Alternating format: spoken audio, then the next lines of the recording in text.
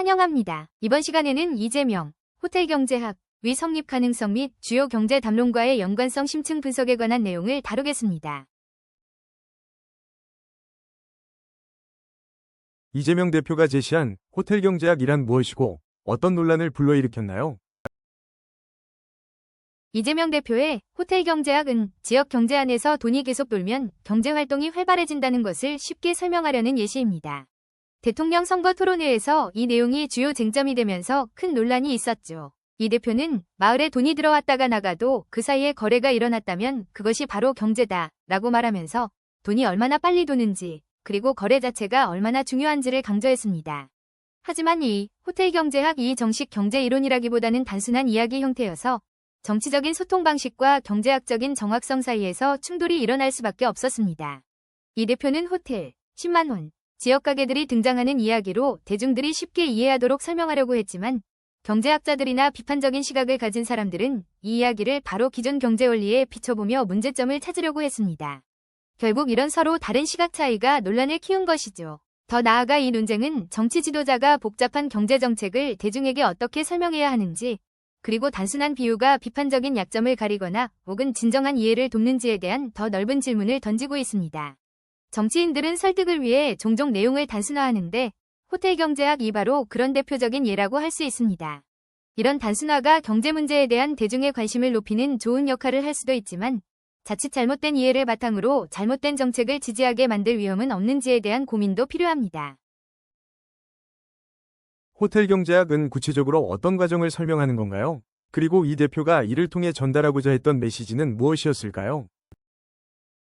네, 호텔경제학의 핵심 내용은 이렇습니다. 한 여행객이 호텔에 10만 원을 예약금으로 냅니다. 호텔은 그 돈으로 식료품 가게 외상값을 갚고 식료품 가게는 그 돈으로 치킨집에 주문 대금을 내고 치킨집은 신발 가게 외상값을, 신발 가게는 빵집 외상값을, 그리고 빵집은 다시 호텔 외상값을 갚는 식으로 돈이 계속 돕니다.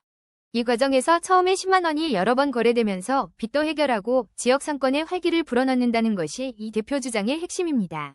이 대표는 돈은 가만히 있으면 없는 것과 같다. 한 번 쓰이냐, 두 번 쓰이냐, 세 번 쓰이냐에 따라 순환되면 달라진다 고 말하면서 돈이 돌아야 비로소 그 가치가 나타난다고 강조했습니다.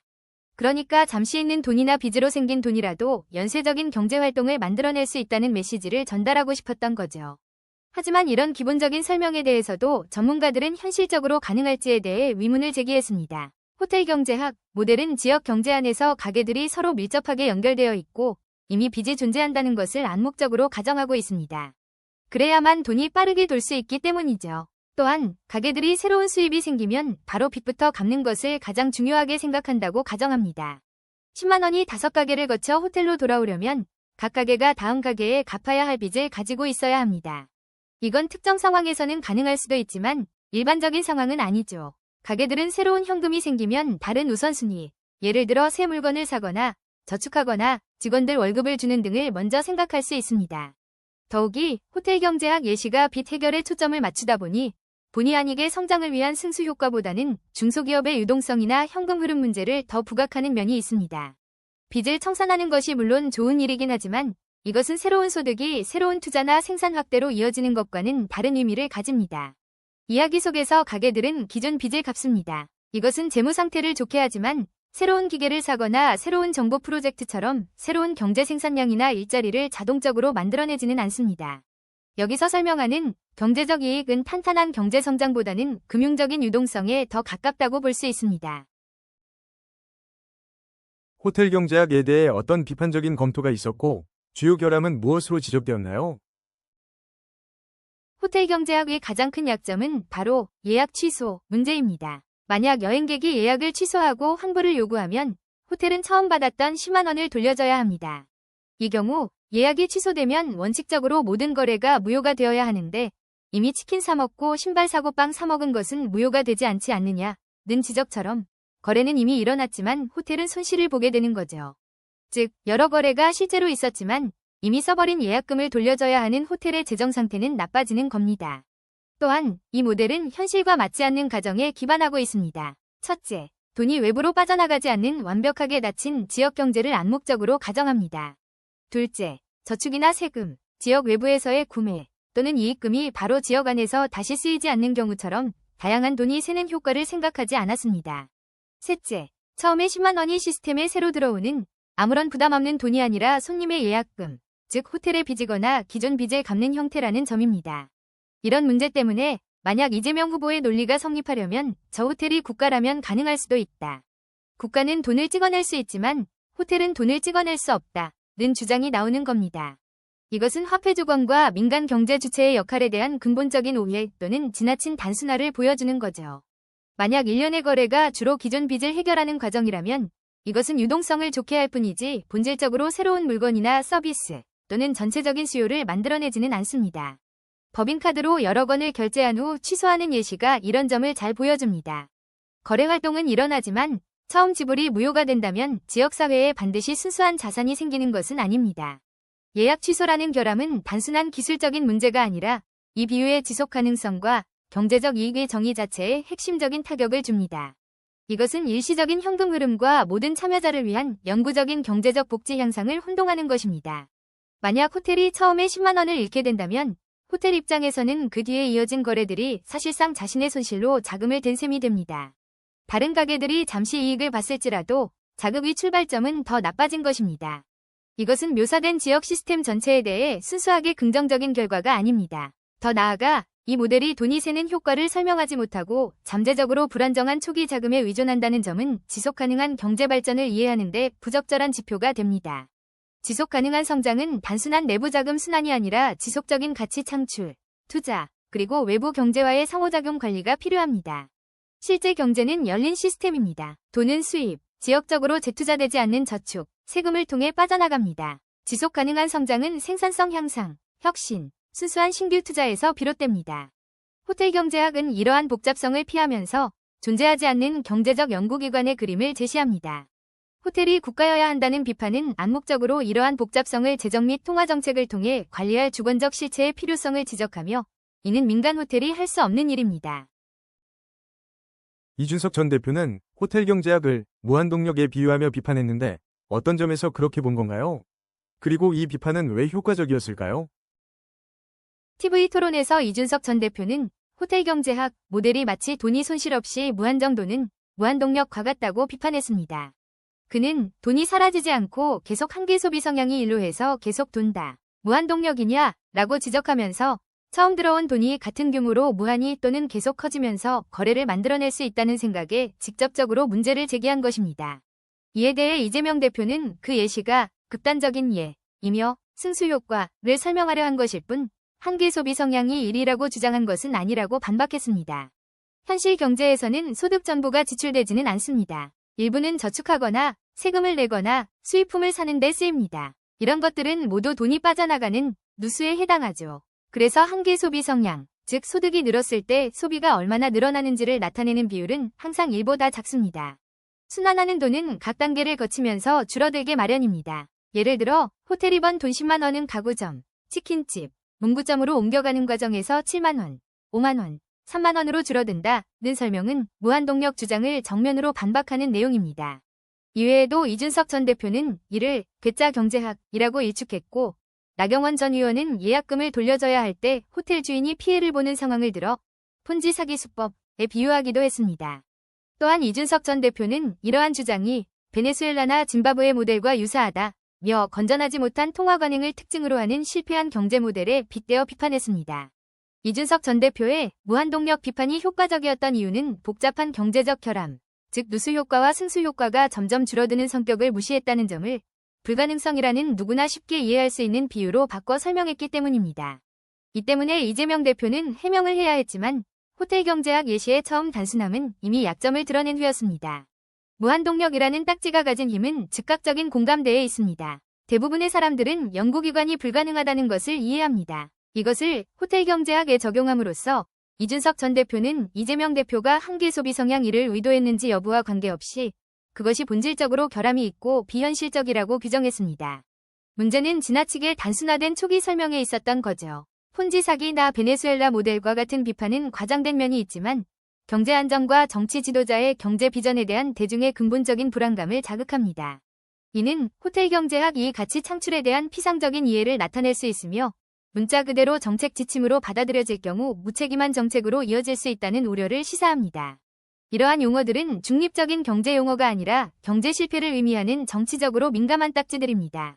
이들의 사용은 비판자들이 호텔 경제학을 단순한 결함 있는 비유가 아니라 실체보다 순환을 우선시하거나 지속 불가능한 메커니즘에 의존하는 잠재적으로 위험한 경제관리 접근 방식을 나타내는 것으로 본다는 것을 시사합니다.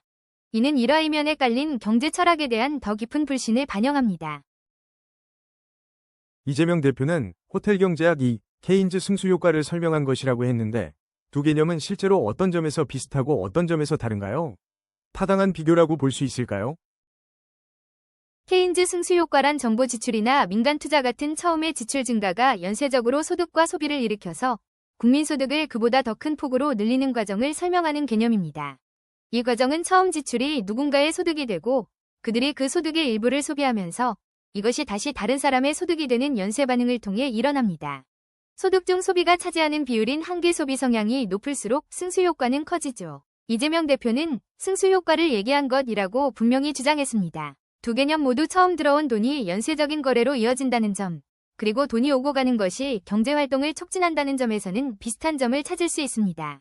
그러나 두 개념 사이에는 결정적인 차이점들이 존재합니다. 첫째, 처음 투입되는 돈의 성격이 다릅니다. 케인즈 승수 효과는 보통 정부 지출이나 새로운 민간 투자 등 새로운 자율적 지출을 의미하며 이는 소득의 순환 흐름에 순수하게 새로 투입되는 것으로 간주됩니다. 반면 호텔 경제학의 10만 원은 손님 예약금, 즉 호텔의 빚이거나 기존 빚을 갚는 돈입니다. 이것은 케인즈가 말하는 새로운 돈이라기보다는 기존 돈이 금융적인 의무를 다하거나 미래에 돌려받을 가능성이 있는 상태에서 주인이 바뀌는 것에 가깝습니다. 둘째, 돈이 새는 효과, 즉 누수 효과의 역할입니다. 케인즈 승수 효과는 한계 소비 성향이 1보다 작다는 것을 통해 저축, 세금, 수입 등 누수 효과를 명확하게 고려하며 이것이 승수 효과를 유한하게 만드는 요인입니다. 반면 호텔 경제학은 이야기 설명 과정에서 누수 효과를 거의 무시하거나 줄여서 무한동력 비판을 받게 된 것입니다. 셋째, 자금 출처와 지속 가능성입니다. 케인즈적 정부 지출은 국가의 권한, 즉 세금, 차입, 화폐 발행 등에 의해 뒷받침됩니다. 호텔 경제학은 취소될 수 있는 민간 거래, 예를 들어 예약 취소에 의존하므로 예약금이 빠져나가면 처음 돈을 굴리기 시작한 호텔에게는 그 연쇄 효과가 지속 불가능하게 됩니다. 넷째, 초점입니다. 케인즈 승수 효과는 전체 수요와 국민 소득에 미치는 거시경제적 효과에 초점을 맞춥니다. 호텔 경제학은 지역 내 순환과 빚 해결이라는 미시적인 수준의 설명을 목표로 합니다. 이재명 대표가 승수 효과를 언급하긴 하지만 그의 호텔 경제학 예시는 새로운 전체 수요에 의해 주도되는 케인즈적 소득 승수보다는 빚 청산 시나리오에서의 화폐 유통 속도 모델에 더 가깝습니다. 그 결과와 의미는 다릅니다. 케인즈 승수는 새로운 지출이 어떻게 새로운 소득을 창출하고 이것이 다시 추가적인 새로운 지출로 이어지는지에 관한 것입니다. 반면 호텔 경제학, 특히 빚 해결 부분은 기존 화폐가 과거의 의무를 해결하는 여러 거래를 어떻게 촉진할 수 있는지에 관한 것입니다. 이는 유동성을 개선하지만 새롭고 지속적인 전체 수요를 창출하는 것과는 동일하지 않습니다. 호텔 경제학을 케인즈 승수 효과와 동일시하려는 시도는 단순화된 이야기에 학문적 정당성을 부여하려는 정치적 전략으로 볼 수 있습니다. 그러나 이는 실제 케인즈 이론과 그 특정 조건 및 한계에 대한 대중의 이해를 희석시킬 위험이 있습니다. 단지 승수 효과일 뿐이라고 말함으로써 케인즈 이론의 복잡성과 특정 가정, 예를 들어 정부의 역할, 투자의 성격, 한계 소비 성향 계산 등은 간과됩니다. 이는 대중, 그리고 아마도 정책을 만드는 사람들이 호텔 경제학의 지나치게 단순한 논리에 기반한 정책을 건전한 케인즈적 정책이라고 믿고 지지할 수 있는 상황으로 이어질 수 있으며 실제로는 진정한 승수 효과를 위한 필요한 기초가 부족할 수 있습니다. 호텔 경제학은 기본소득, 지역화폐, 재정지출과 같은 다른 경제 정책들과는 어떤 관련이 있을까요? 호텔 경제학은 경제에 돈을 넣어 순환을 촉진한다는 아이디어 면에서 기본소득과 개념적으로 유사할 수 있습니다. 기본소득 역시 개인에게 돈을 주고 이 돈이 소비되면 순환할 것이기 때문입니다. 하지만 호텔 경제학은 기본소득 논쟁의 핵심인 자금 출처, 예를 들어 세금이나 빚 등으로 할 것인지 또는 분배 효과를 직접 다루지는 않습니다. 한 연구에 따르면 지역화폐로 지급된 기본소득이 소득 분배를 오히려 악화시킬 수 있다는 결과도 있는데 이는 단순히 더 많은 순환이 좋다는 생각에 반론을 제기하며 자금 투입 방식과 기존 불평등과의 상호작용이 중요함을 보여줍니다. 지역화폐의 경우 호텔 경제학은 지역 순환의 이점을 설명하려는 의도가 있으므로 지역 화폐의 주요 목표와 가장 명확하게 연결되는 것처럼 보입니다. 즉, 특정 지역 안에서 돈이 돌게 해서 지역 가게들을 지원한다는 것이죠. 지역 화폐는 특정 가게나 업종의 매출을 늘릴 수 있지만 그 효과는 산업별로 다를 수 있습니다. 하지만 지역 화폐의 한계점도 분명합니다. 첫째, 돈이 새는 효과입니다. 자료에 따르면 저축, 부가가치세, 지역 외부나 해외 지출 등으로 인해 돈이 줄어드는데 이는 무한동력 개념과는 맞지 않습니다. 둘째, 상쇄 효과입니다. 모든 지역이 지역 화폐를 발행하면 특정 지역의 상대적인 이점은 사라질 수 있습니다. 이는 더 큰 규모에서는 잠재적인 제로섬 게임을 의미하며 관리 비용은 남게 됩니다. 셋째, 소비자 불편과 후생 손실입니다. 순수한 경제적 이득이 없다면 발행 비용과 함께 소비자 불편으로 인한 후생 감소 가능성이 있다는 지적도 있습니다. 넷째, 실제 낮은 한계 소비 성향입니다. 대규모 상품권 프로그램과 유사했던 코로나19 긴급재난지원금에 대한 연구 결과 한계 소비 성향은 0.217에 불과했습니다. 이 실제 데이터는 직접 돈을 주더라도 전부 즉시 다시 쓰이지는 않는다는 것을 보여줍니다. 재정 지출과 관련해서는 호텔 경제학은 초기 자본 투입이 어떻게 경제 활동을 촉진할 수 있는지에 대한 단순화된 주장으로 해석될 수 있습니다. 그러나 여기에는 공공재정 분석의 엄밀성이 빠져 있습니다. 예를 들어 자금 출처가 세금인지, 빚인지, 아니면 화폐 발행인지, 그리고 각각 어떤 경제적 결과를 가져오는지, 지출 대상이 생산적인 투자인지 아니면 소비 이전인지, 그리고 경제 발전에 미치는 장기적 영향은 어떻게 다른지 등이 고려되지 않았습니다. 또한 재정 지출이 효과적으로 사용되고 낭비되지 않도록 하는 효율성과 거버넌스 문제도 중요합니다. 결국 기본소득이나 재정 지출과의 연관성은 약하다고 볼 수 있습니다. 왜냐하면 호텔 경제학은 이러한 것이 정책 논의의 핵심인 자금 출처와 기회비용이라는 어려운 질문을 피하기 때문입니다. 호텔 경제학은 마치 자극이 거의 비용이 들지 않거나 저절로 생기는 것처럼 제시하는데 실제 공공재정은 그렇게 작동하지 않습니다. 호텔 경제학은 단지 나타나는 10만 원의 예금으로 시작합니다. 이는 재정 지속 가능성, 최적 자원 배분, 그리고 다양한 자금 조달 방법의 잠재적 부정적 결과에 대한 전체 논쟁을 회피하며 이는 실제 정책에 매우 중요합니다. 여기서 호텔이 국가여야 한다는 비판이 다시 한번 의미를 갖습니다. 오직 국가만이 독특한 도구와 결과를 가지고 대규모 자금 투입을 시작할 수 있기 때문입니다.